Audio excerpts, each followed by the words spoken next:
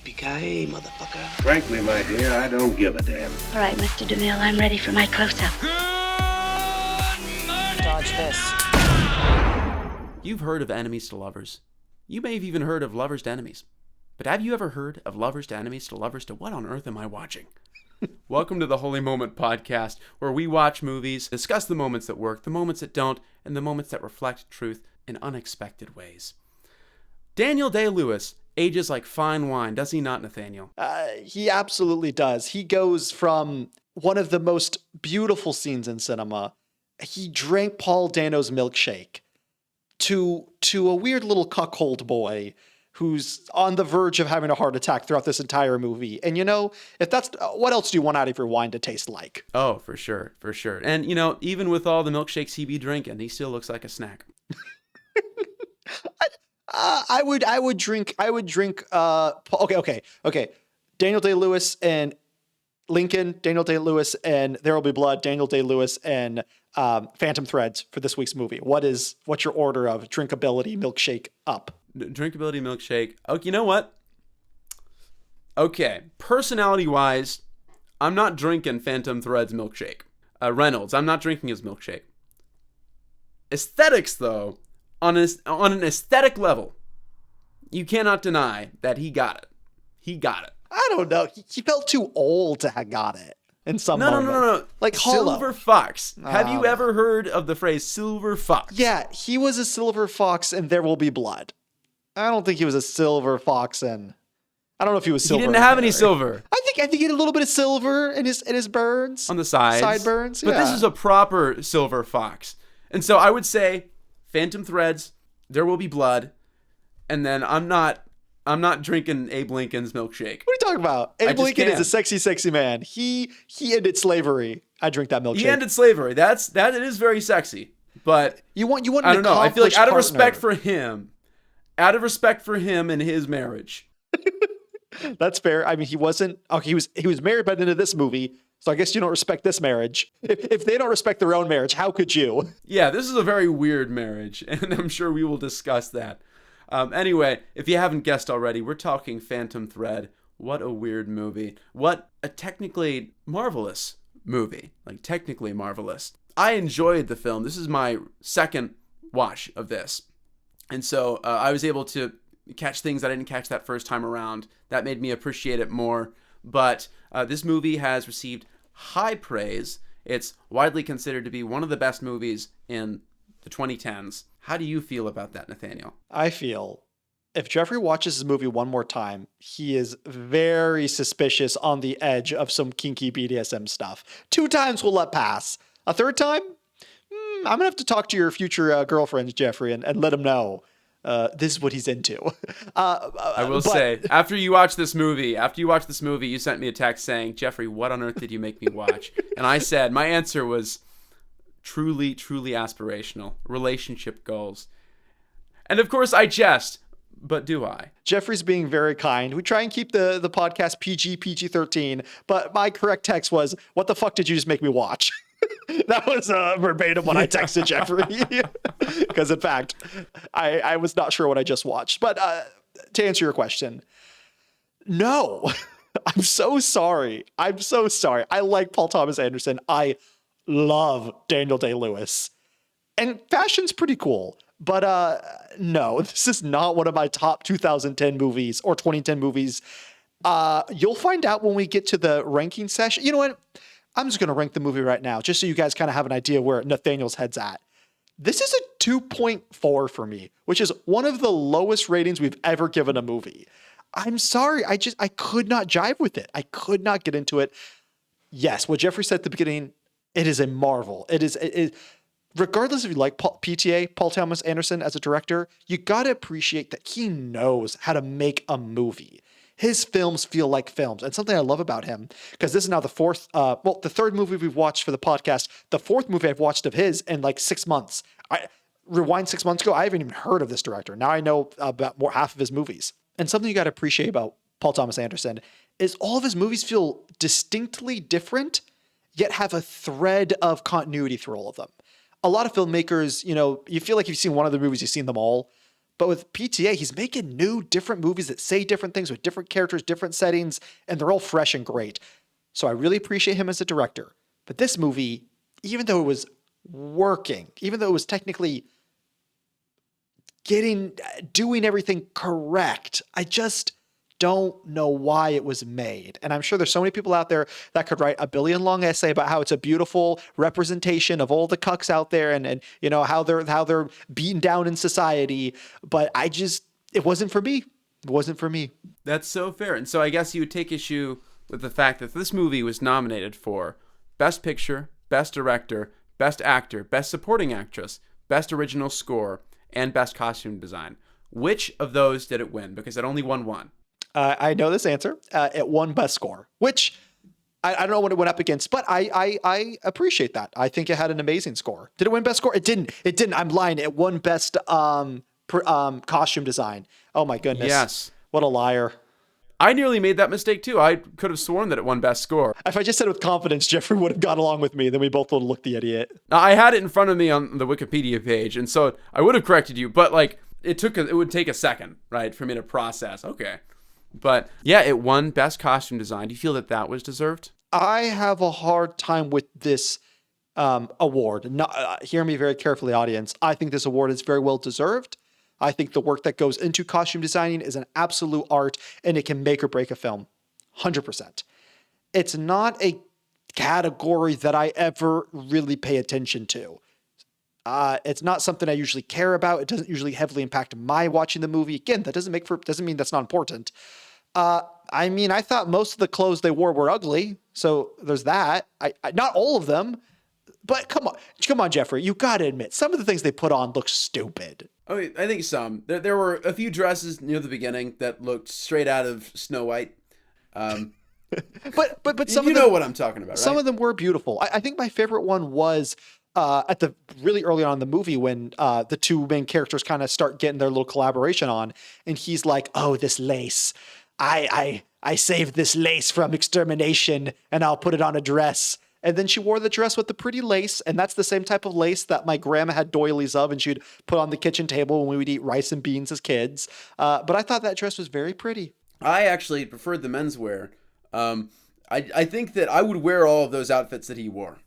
Right? And I would wear them. I beg to differ. I agree. The menswear mostly great. Do you remember his pajamas he was wearing?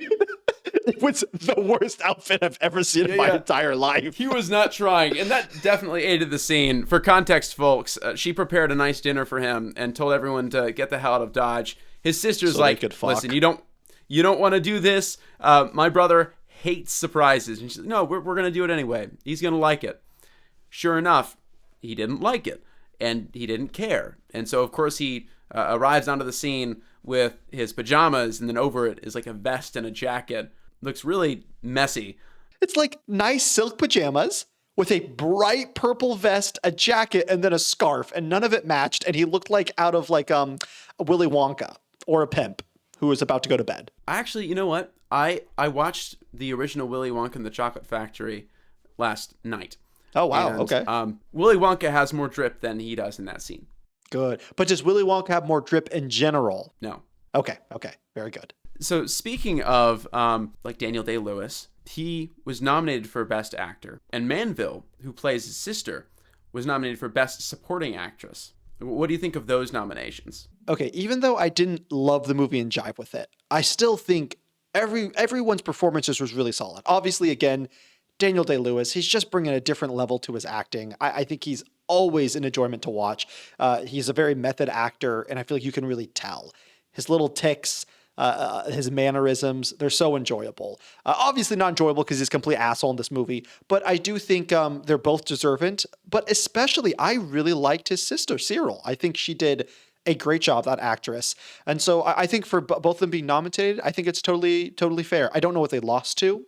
I will say, it'd be pretty freaking awesome if Daniel Day-Lewis did win it, because this is the movie he retired on, and he is currently the only male actor to have won 3 Best Lead Actor performances at the Oscars. So if he took this one, he just would have doubled everyone, because the next are like everyone. There's a lot of actors who have 2, but if he had 4, he just would have been the GOAT. Locked it in. He's a legend. He spent a year training with professional dressmakers to be able to accurately portray a tailor from this era. And he got to the point in his skill where he was able to recreate a very famous Balenciaga dress. And by the way, the founder of Balenciaga, the fashion brand, was in part what inspired this story. Paul Thomas Anderson read a biography, and that led him to the making of this movie. And Reynolds' fastidiousness and need for control was inspired by another fashion magnate by the name of James. What's his name? James White? Charles James. I can't tell you anything about him because I don't know much about American fashion, but I was gonna say you're gonna have to forgive me. What am I wearing tonight? I'm wearing a shirt. Where's my camera? I'm wearing a shirt that I got from working on a Hallmark Christmas movie. So clearly, I'm a fashionable man. But yeah, for Daniel, got thrifted. Jeffrey, you have a beautiful polo on. Jeffrey, every night before the podcast, I have to figure out what to wear, and sometimes I'm like, I'm just gonna wear a t-shirt. Too much effort to put on a blazer. But that's such a shame because not to detract from what you're saying, this is for the category iconic fashion. And I feel like I should have been coming my A game with my iconic fashion tonight instead of just my t-shirt. I forgot that was the category. Sometimes I forget the categories for the movies that we pick, and it would behoove me to remember it so that I can talk about it more. I'm the same way. I feel the same way. But when it comes to Daniel Day-Lewis, like something, it's unique about him because often when you're watching a movie, you don't want to think about them as actors. You want to be immersed in the character. And I am with Daniel Day-Lewis because he's a method actor. But something so great about him is it's so fun watching him in his roles because he's so distinct and distinguished between each role. To watch him play this character and be like, oh my gosh, how is this the same guy that was in Lincoln versus how is this the same that guy that was in There'll Be Blood? Like I'm just hearing all the voices and lines and accents and I'm just like, wow, so well trained. Like I love Leonardo DiCaprio, but he doesn't play the same person, but he's like the same guy in all of his movies. I feel that I've always believed that acting can be a profound exercise in empathy if you approach it in the right way. And I feel that he's approaching it in the right way. He has to. He has to literally step into the shoes of a person that is different from himself with circumstances far removed from his own. And he has to imagine, what is it like to live with this person's flaws, with this person's insecurities? What are their mannerisms? How do they walk? How do they move their hands or twitch their eyes? I think it has the potential to expand our sense of what it means to be human by giving us that touch point to others. It sounds a lot like what we discussed last week in Hamnet with the Holy Moment, allowing roles and characters to let us experience things that we would not in our own lives. And in this movie, I got to experience what it would be like to be a horrible person. Exactly. I mean, to be fair, There Will Be Blood, he was a horrible person there as well. Oh, yeah, but he was so fun to watch. I wish I was Daniel Day-Lewis in There Will Be Blood, an oil magnate that owns a bowling alley in his house. Sign me up. Yeah. That has like a deadly feud with a pastor from a small town. Yeah. And disowns his deaf child. That child was not his, useful. Technically. You know what I mean. He's every bit that man's child as what's another analogy? I can't think of an analogy, but think of something really clever. He is that man's child. All that to be said, we're talking about Daniel Day-Lewis. Yes, he was probably the highlight of this movie. I don't know how much this movie is pitched as a comedy, but to me, the best part of this movie was watching Daniel Day-Lewis be a pathetic, groveling little woe is me character. I loved the scene where he's just like, I can't remember what the context was, but he's talking to his sister. And his sister just was done with his shit. And she's like, I'm so done with you. And he's like, yeah, but that person hurt my feelings. And he was just like such a baby the whole movie. And it was hilarious. So I think first time around, it would be very easy to watch this character and go, oh, like he is stern. He is a control freak. He's very fastidious. He's very aloof. And then upon my second watch of this movie, I just saw him as a massive toddler. Right, having tantrums left and right, and I feel like that plays into the themes of this movie. in a way, because he is constantly bringing up his mother and how important she is to him. And what Alma does when she enters the scene is she fills that niche that his mother left behind. Now he's being taken care of. Now he has someone that can handle him when he's having his tantrums, who is willing to push back on him when he's having his tantrums, and in his hour of need will take care of him selflessly, or so it seems. You hope she's not fulfilling the role too well as a mother, or it begins to beg the question of what was his relationship with his mother. Look, that's the thing is, when I rewatched this movie, I couldn't help but notice Oedipal undertones. Yeah. Underlying this movie. His relationship with his mother, she was taken too soon, but his relationship was weird, and it continued to grow weirder and weirder the more time he spent without her. And that makes for a very complicated relationship between him and Alma, because on the one hand, she is playing a mother role, and on the other hand, he has sexual desires. And so she scratches both itches. And then you have to wonder if the wires get crossed between those feelings and an entirely new relationship is born, one that perhaps can't even properly be called love. What are you talking about? That last scene in the movie, the epitome of love. The making out while he's vomiting. See, that's something interesting about this movie is there's a lot of camera movement in it that's very controlled. We're following a lot of characters through hallways, across rooms, up staircases, and Paul Thomas Anderson, who was the cinematographer as well as the director of this movie, filled rooms with smoke to add a sense of haziness to it. And the music was so lush and orchestral and beautiful. All of these elements together create a feeling almost of a fairy tale romance. But if this is a fairy tale, it is a Grimm's fairy tale, because this is freaky. It gets freaky.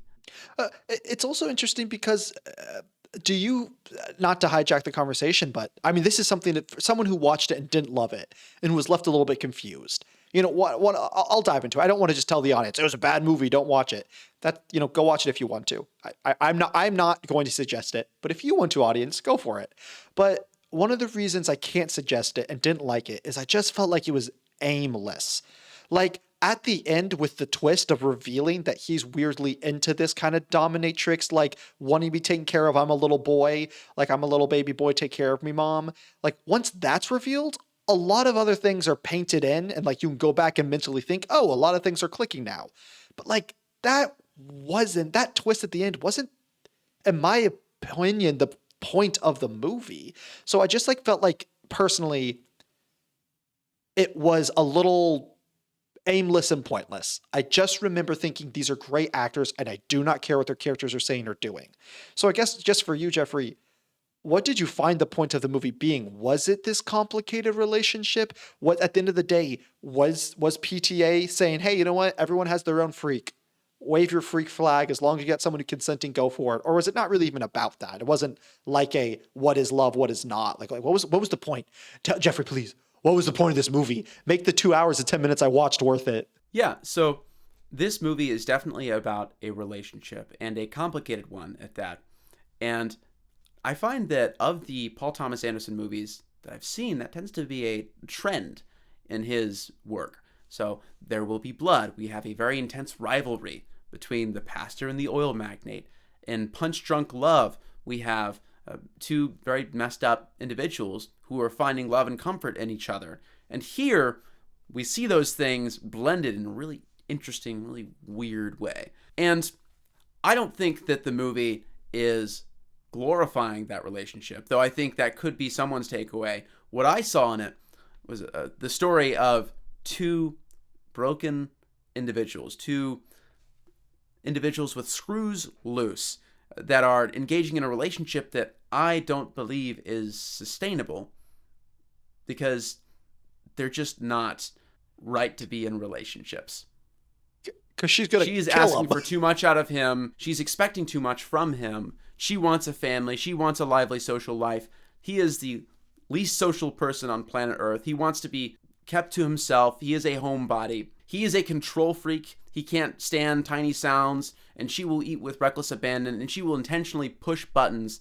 But he likes being taken care of, even if that's something that he tries to hide. And she likes taking care of him, and she likes being needed. That's the more important aspect of their relationship.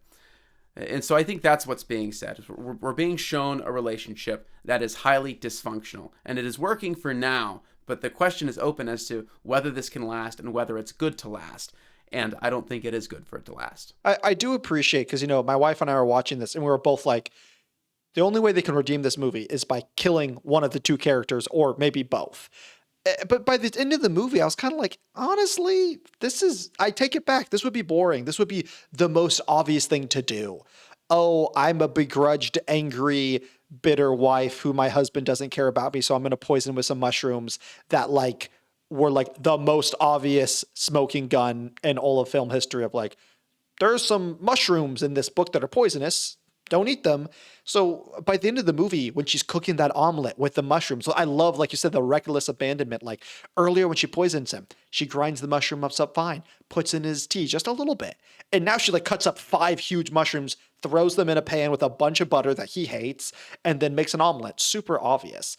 And so you're like, oh, even though I'm getting the thing that I wanted, like her murdering him, so there's some type of satisfying ending, it actually seems very hollow.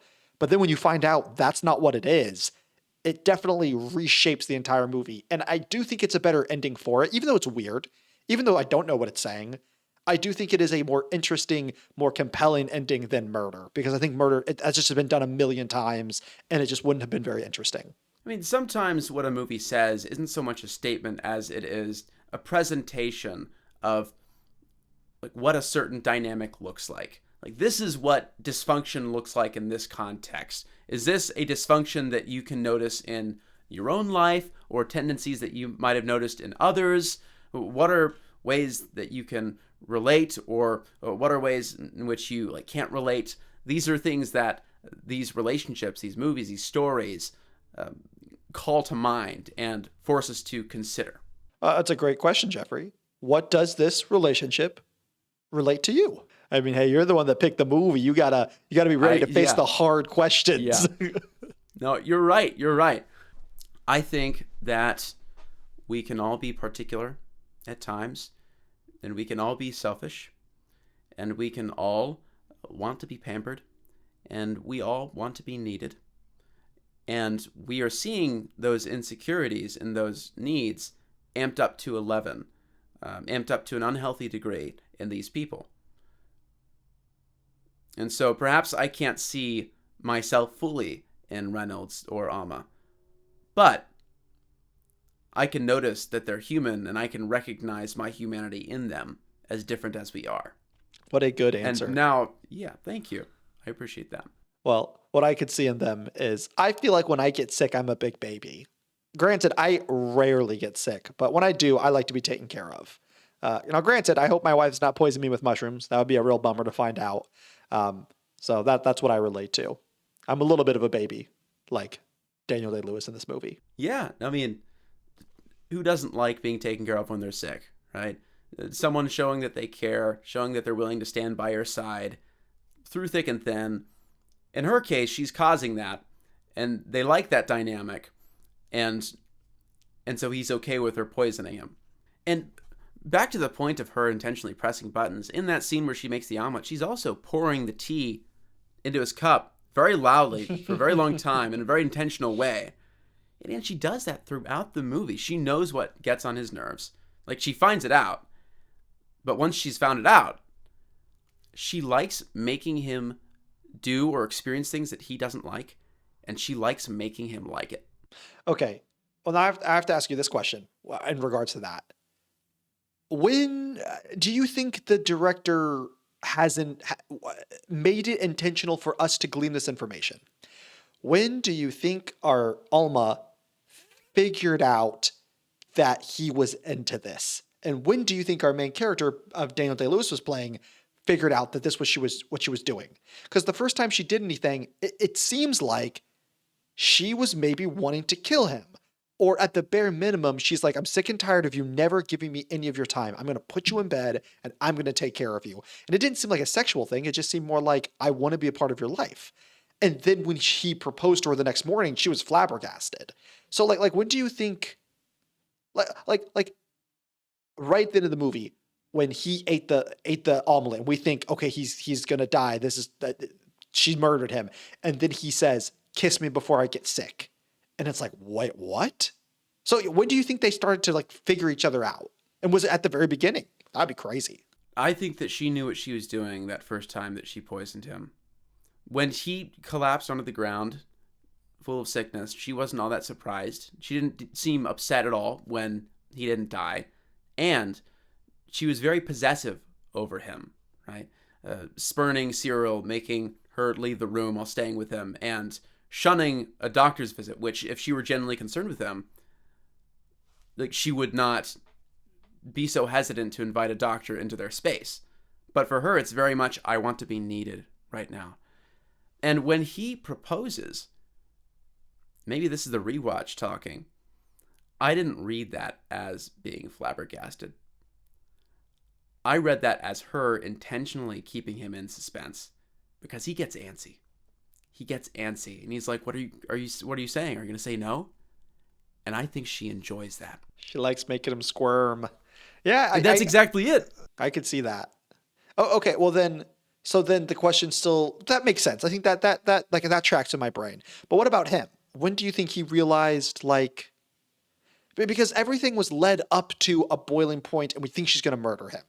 You know, they get married and Daniel Day-Lewis' character is talking to his sister Cyril and he's like, I can't have it anymore. She's horrible. She's ruining everything. She's ruining our feng shui in this house. And Alma overhears it.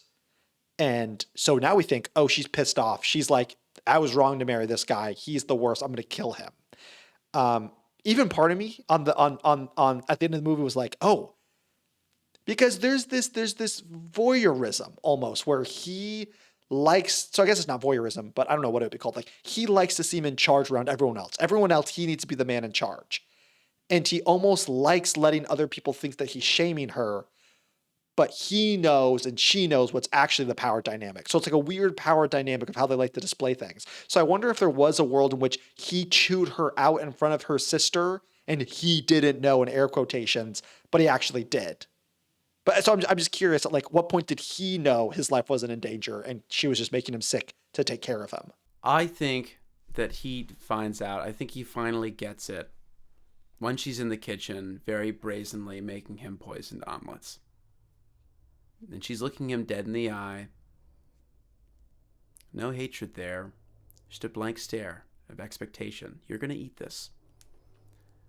And I think he finds that very appealing. And I think it clicks as, okay, I was sick before.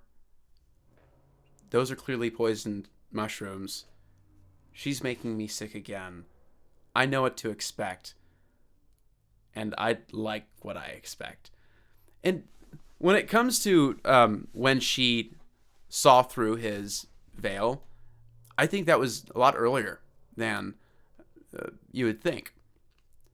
Because from the very beginning, she calls him out on his bluff. He wants to be a tough guy.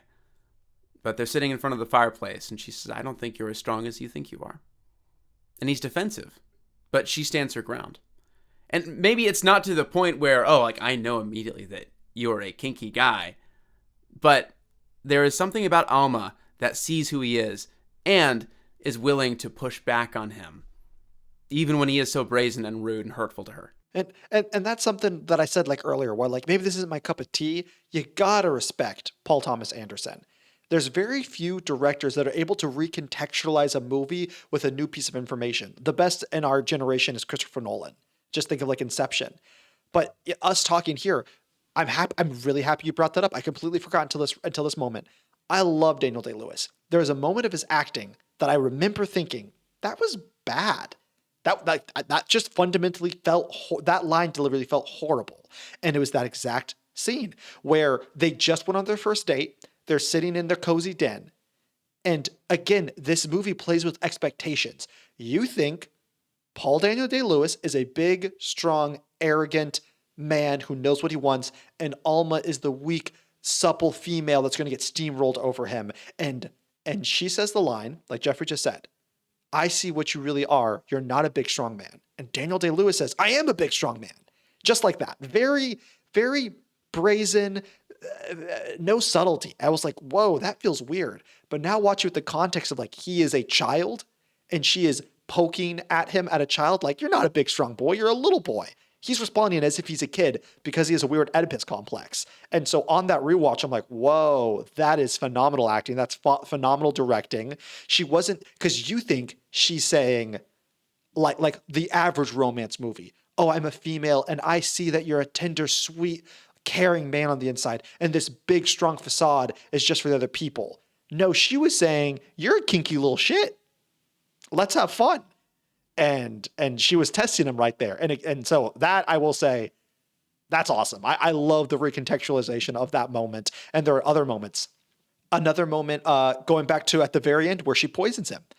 This great moment where they're staring at each other and he's slowly eating the omelet. And you can tell she has all the power. He feels like a little child being forced into something. Reverse, again, at the very beginning of the movie, when he first takes her out on a date, she's eating dinner and he's just staring at her. And it feels like, again, another movie, this strong man, this weak damsel woman, he's just staring like, wow, what beauty you have while eating. It feels so generic. But then when we flip it on its head, it just makes the whole movie better. So it just makes everything much less contrived. And like I said, like Paul Thomas Anderson, he didn't do the normal thing. He didn't just kill the husband with mushrooms. There was so much subverting our expectations with how they played out their relationship that now in the conversation, again, I'm not going to change this. Maybe I'll change it from a 2.4 to a 2.8, but this is never going to be my favorite film. But I think that recontextualization of their relationship, really well done. And regardless of what you think, it takes a skillful director to do that. For sure. I mean, their very first meeting, when she's taking the order for him, she leaves on his ticket, for a hungry boy. She writes, for a hungry boy. I think I recall a heart, but I might be Nelson Mandeling. Yeah. Mandela affecting it. Nelson Mandeling, isn't that like the president of Africa or something?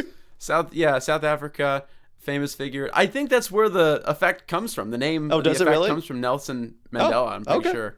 Okay. I might be completely wrong, and if I am, correct me in the comments, folks. Send us an angry email. Give us any engagement at all. We are screaming and begging for it. Yeah, we're here to talk about movies, not famous politicians or scientific mumbo jumbo. But speaking of actors, one that we haven't discussed much is Leslie Manville, who plays Cyril, Reynolds' sister.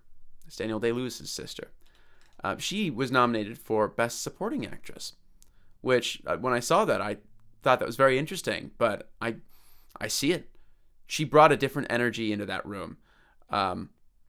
When, for the first time, he is making a dress for Alma, there is a tension, a sensual tension in the air between them.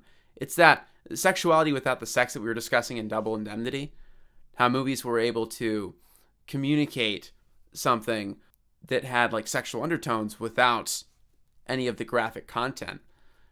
And it felt intimate and soft and gentle.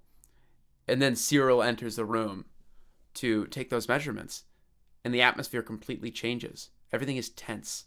Everything is stiff, constrained. And even Reynolds is saying to Alma, hey, like, stand normally as you were before. And she can't. She can't because Cyril's there. And Cyril is a presence. What would you have to say about that? I loved her. I thought her character might have been the most interesting. Now, granted, in a rediscussion of the whole Oedipus complex and their weird sexual thing, I do think there's a lot of subtlety and complexity to our two main characters, but I really like the sister. I love characters that have a depth of complexity to them that's never delved into. Like, it's great when you have a complicated main character and then we find out why they're complicated and we get into all of it. But there's just something about her that made me so interested in her character and why she was the way she was. But we just don't get answers. Like, is she just as weird and messed up as her brother? Like, and again, finding out how because you got to know the sister's aware of his weird, kinky Oedipus complex type of thing. She says to Alma that she is his type, right? As far as the build goes. And then when we see the ghost of his mother in his room while he's sick, it's very similar build. Yeah. So yeah, you definitely know that she's in on the knowledge of this weird Oedipus thing, and so it's more. It begs the question, like, why does she stick around? She puts up with this bull crap, but then it's like, is she just as messed up as he is? Does she? You also get the pull and tug, like kind of how our two main characters have this give and take. We hate each other, we love each other, we hate each other. She has that same vibe with her own brother. So again, if he has some like weird messed up relationships with his mother, I wouldn't be surprised. It's not just surprise, like the scene you talked about earlier where Alma throws a birthday party and he comes home. His first question is, he says, "Where's Cyril?" And he says it like 3 or 4 times, like he's almost about to start panicking. There's a weird sense where Cyril acts more like a mother to our main character than his mother does. And it's almost like, does his mother act as a weird sexual muse and then his sister becomes the mother and everything's just kind of warped? But all that to be said, I thought she played her role magnificently. There's an air of mystery. How does she fit into the picture of this weird family? And so I really enjoyed her. And I like that we didn't have to over-explain her character. She, at the end of the day, was a mystery. Like at times we saw her really putting up walls between Alma and her brother. And then at times she's like, I love Alma. She's the best girl you've had in the house so far. She's my favorite. I just think that what we are given of her, right, is conducive to so much interesting speculation as to not only her history, but her brother's history. I get the sense that they had a difficult upbringing after the mother died, and that they had only each other to rely on. And that led to a lot of codependency issues. She never got married. He never married. And it's clear that they were the most comfortable with each other for the longest time, right? Before Alma entered the picture and changed the dynamic. And even to the very end, I think that there's a sense in which Reynolds is far more comfortable talking to Cyril as his peer and his sister than he is with Alma, where the dynamic is this interesting unequal equality. I think the best way I can describe their dynamic, if you take the sexuality out of him and his mother and him and his sister and all the dynamics, have you seen the BBC Sherlock Holmes with Benedict Cumberbatch? I have not, no. Oh, well, first off, absolutely need to watch it. It's hands down the best, in my opinion. I don't know, interpretation, but it's my favorite rendition of Sherlock. It's phenomenal. But the depiction of Sherlock and how Sherlock is this kind of whiny child, man-child is what I think they refer to him, and specifically his relationship with his older brother, Minecraft. And that reminds me of Cyril and Daniel Day-Lewis's character. They're kind of weird power play, tug of war. And so anyone that's seen that series, that's kind of the vibe I get with less sex. Yeah. Wait. In Sherlock, he doesn't have sex with his brother, does he? We can only wish. That's not what No, you're I'm kidding. Yeah, there's less sex in the Sherlock, and there's more weird sexual tension in the Phantom Thread, is what I'm saying. Yeah. No, that makes sense to me.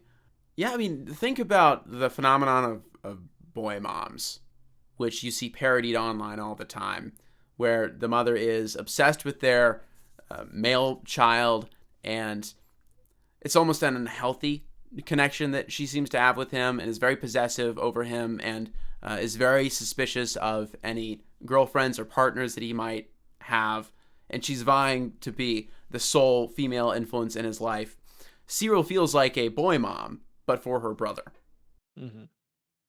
Now, this is the important segment of the Holy Moment podcast where we take a moment and we ask Jeffrey, is your mom a boy mom? No. Okay. Well, I mean, she has only boys. She has 4 boys. So she is literally a boy mom. She is quite literally a boy mom, but not in the sense that I've described, in the sense that is often parodied. Okay. Well, this concludes the section of the Holy Moment podcast where we ask Jeffrey if his mom is a boy mom. Thank you. Is this going to be like a recurring segment? Like every episode? Anytime you suggest kinky movies, I will ask if your parents or relatives are related to the weird kinkiness in the movie, to really just get into the mind of Jeffrey Nichols and understand the psychology of him. It's crazy. Like, I feel like this whole episode is making it seem as though I picked it because it's kinky and not because of the fashion. Guys, I swear. You have not talked. It's just an interesting movie. Jeffrey, we have spent 45 minutes talking about the Oedipus complex and 2 minutes about the fashion. Well, I mean, I don't know much about fashion. Well, to be fair, this category was your suggestion. That's true. That is true. But my suggestion, my movie pick for fashion was not weird and sexual. It was The Grand Budapest Hotel. And that was a great movie. Well, Jeffrey, I mocked some of the dresses earlier. What's your favorite outfit in the? Well, I guess you said you like the guys' outfits more.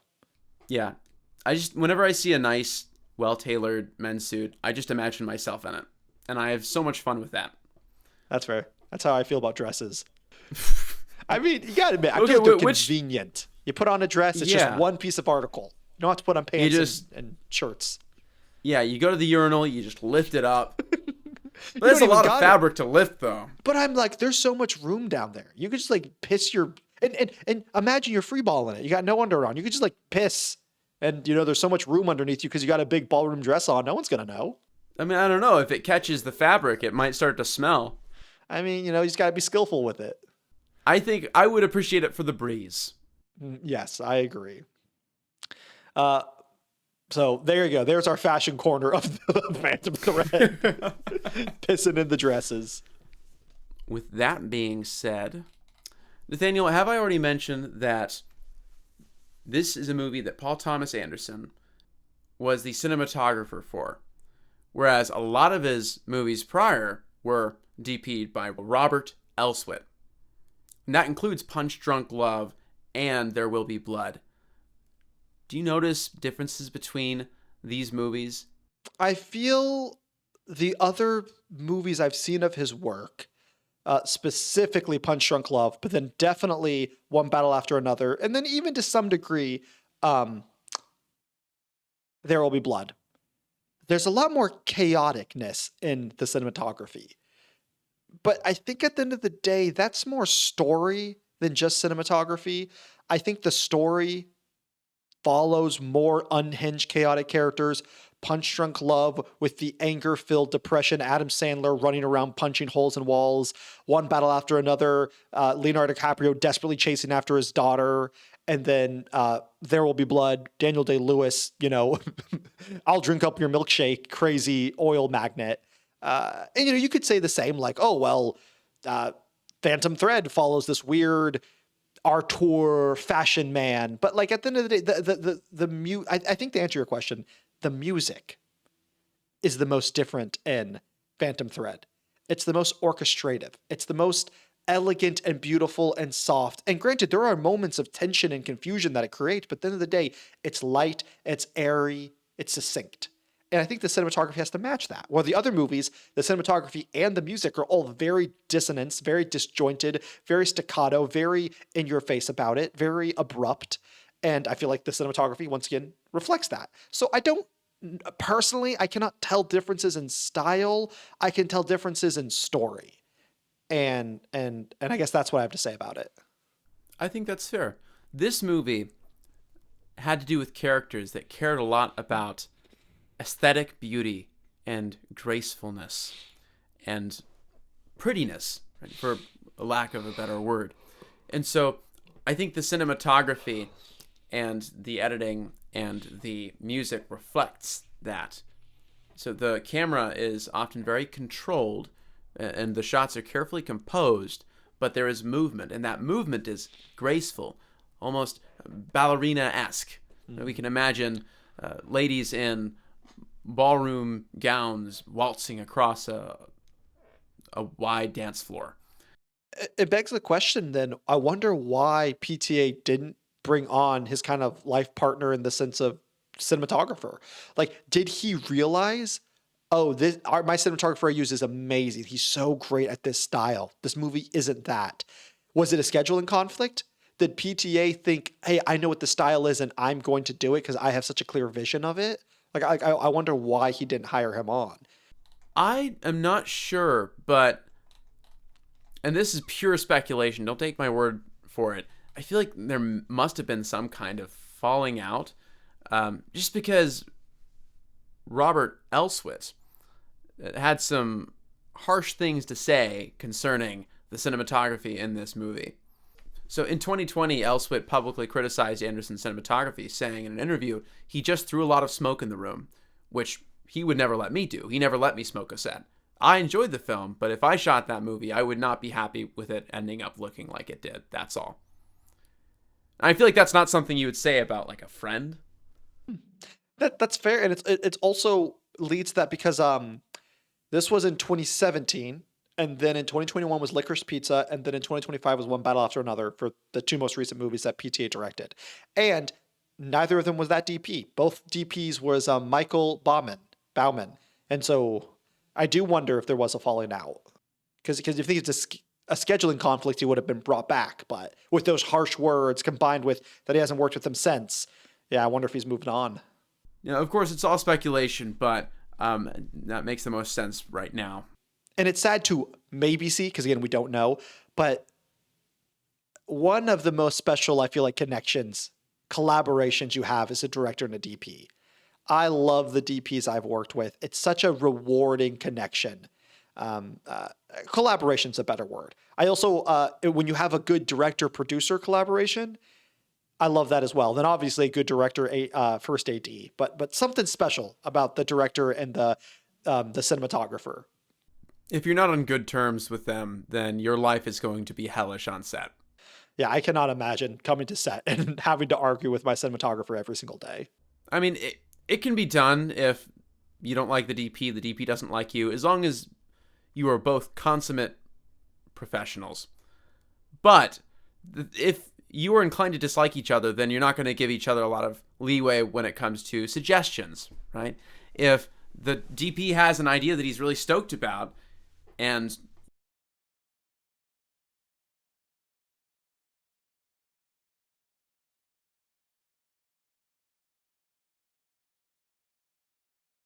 yeah.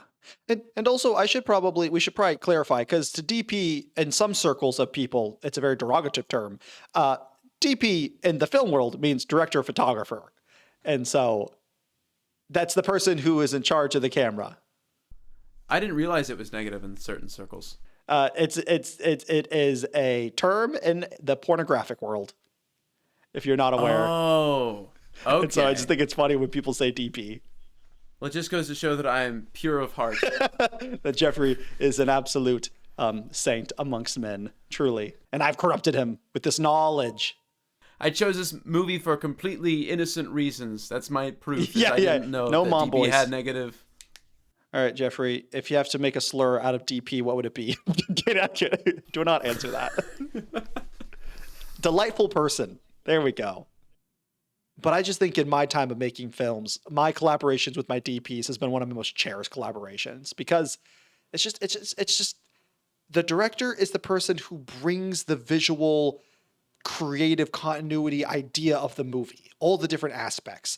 And then I feel like the most next important person to some degree is the DP, because they literally are then making the vision in the head to the screen. And again, there's a million other people who are helping making that happen. But I think the cinematographer / DP is one of the most important people. So you gotta have a good collab there.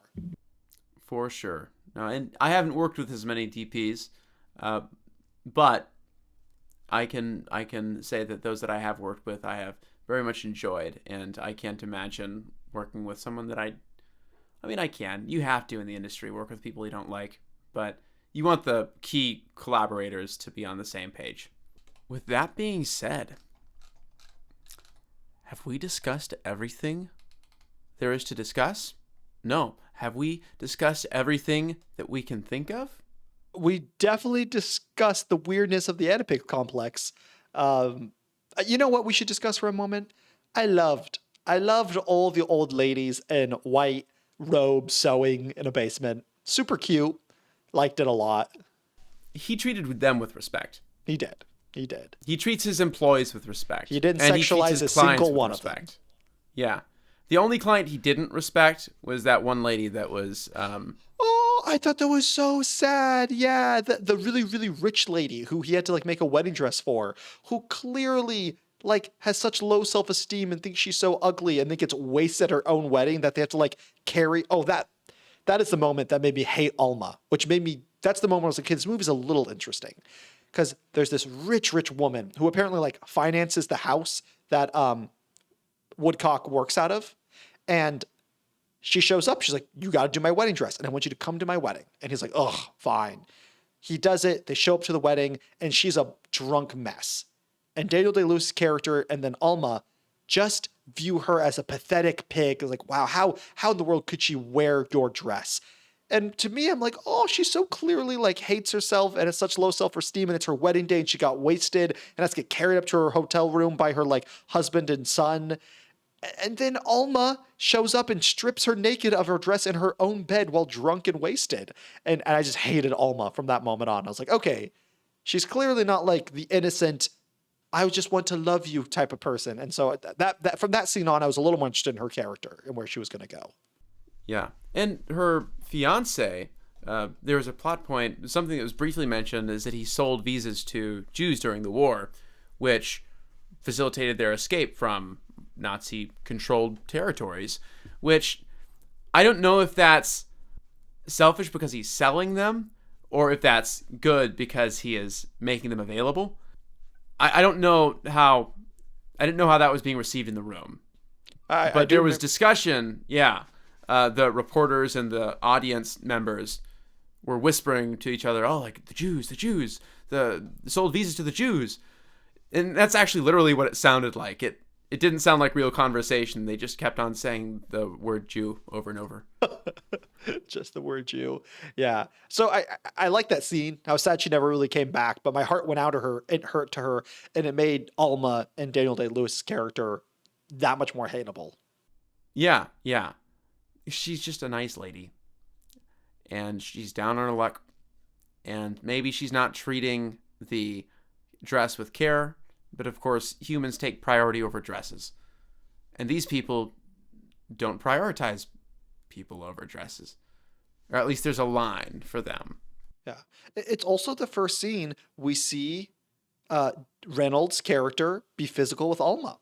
Now, two things can be true at once, because we're trying to recontextualize and make every single character moment of an Oedipus thing. But at the end of the day, you don't want a character's motivation to be one thing, where no one person has one motivation. I live, eat, and breathe for this one exact reason. We're complex human beings. So we want our characters to be complex human beings. So could this moment have been this or that? Maybe. But what I find interesting is, after Alma busts into the room and strips this drunk woman of the dress, Reynolds is like, he makes out with her in the street. And then I think it's the next scene, he takes her into the bedroom where they supposedly have sex. And you think, oh, because he's an auteur, he's someone who loves his work and Alma's willing to stand up for his work. It could be that. Again, two things could be true. Or is it that Alma is authoritative, that she is taking charge, that he is too like he has this demeanor of I'm in charge, but when that old maid answers the door and is like, you cannot come in here, Reynolds doesn't disobey her. He stays. Alma busts through that door. So again, maybe it is true that he's kind of sexually aroused in the sense of, ooh, you're like the dominatrix in charge mom. But also it could be true that he was aroused in the sense of, hey, you're willing to protect what I also hold dear. So again, two things can be true at once, but just another scene recontextualized. Yeah. But another thing too is, until that point at the very end, when he finds out that she's been poisoning him, I don't know how conscious he was of how he felt sexually about their dynamic.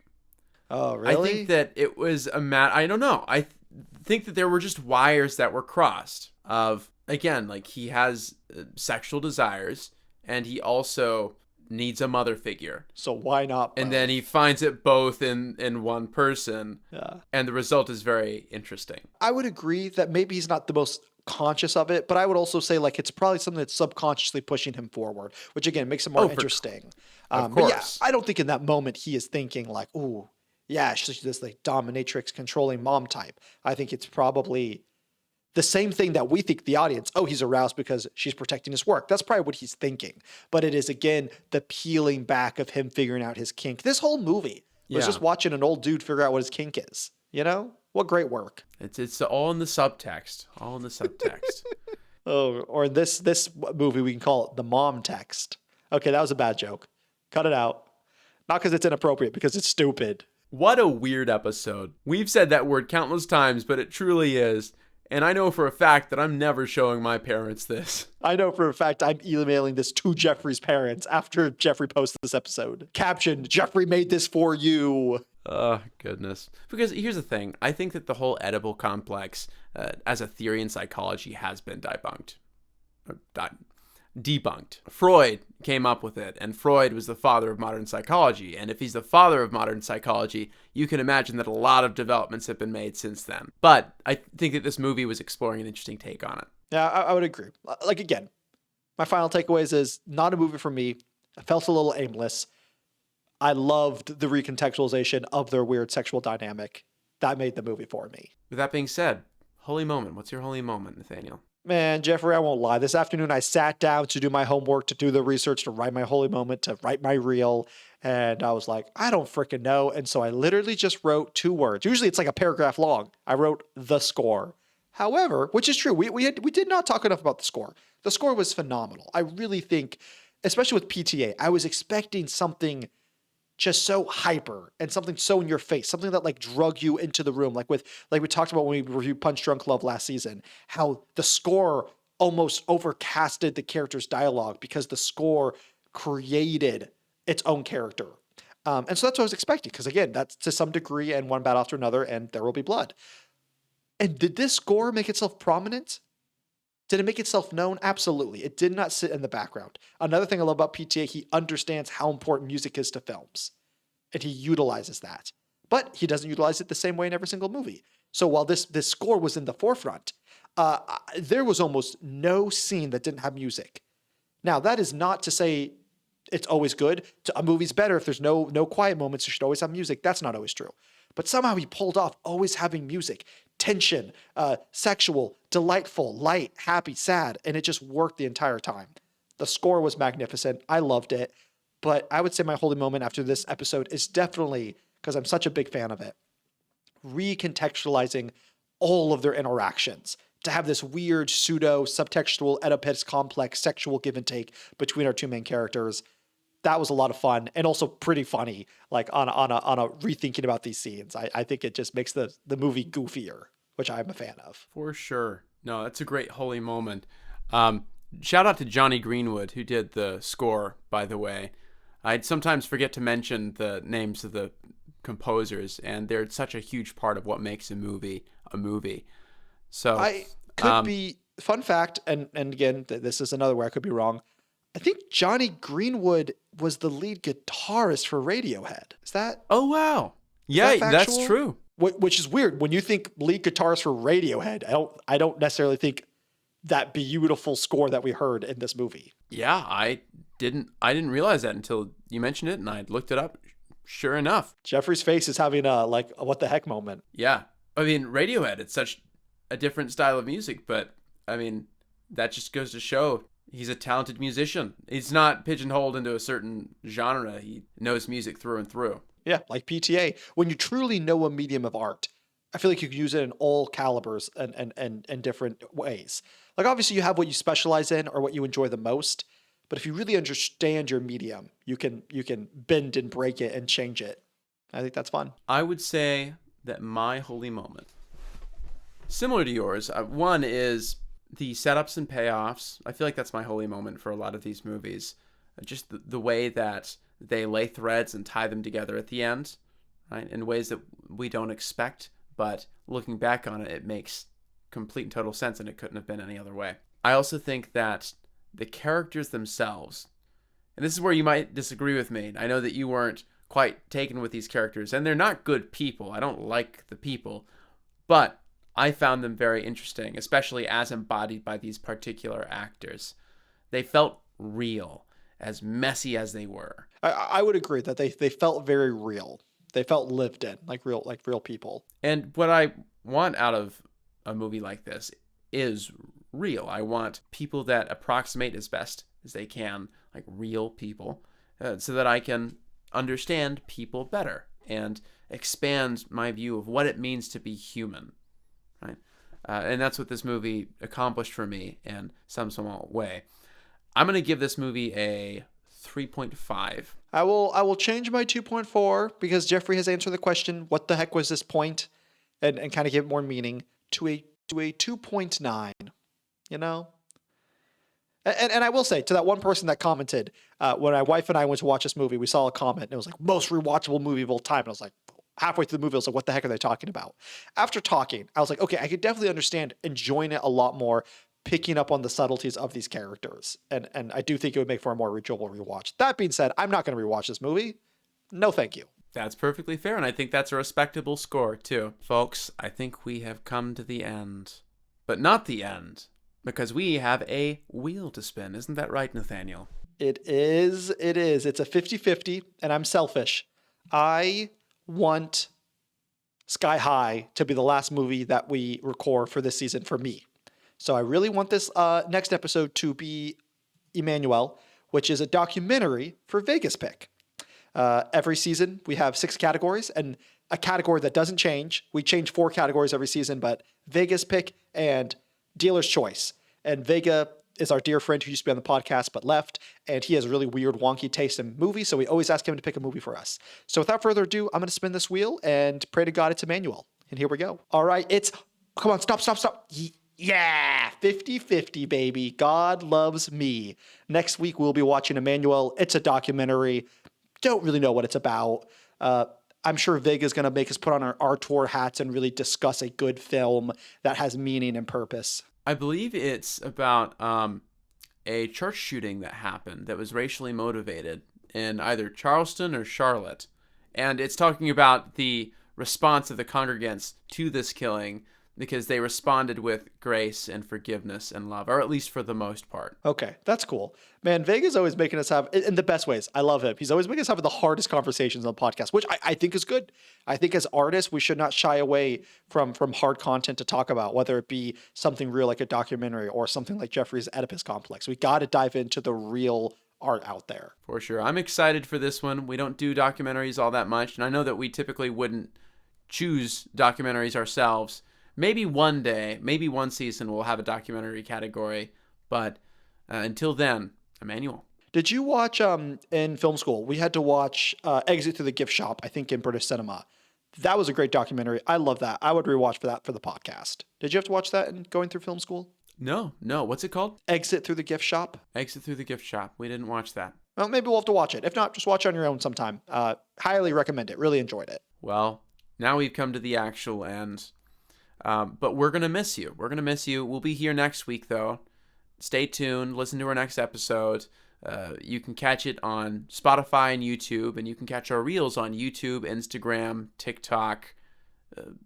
If you like what you see, share, drop a like, comment on it, and send us an email. Send your suggestions for the next season. It's coming soon. It's coming fast. And with that, I bid adieu. Stay holy, folks.